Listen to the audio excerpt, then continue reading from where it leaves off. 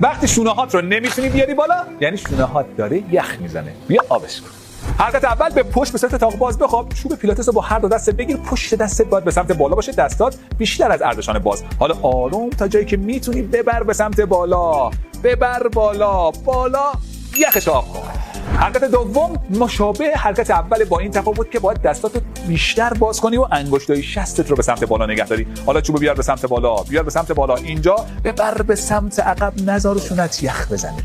حرکت سوم یک طرف چوبو بذار کف دستتو مشت کن. حالا با کمک این دست دیگر این دستو ببر به سمت بالا که دامنه ابداکشن شونت رو اصلاحش کن.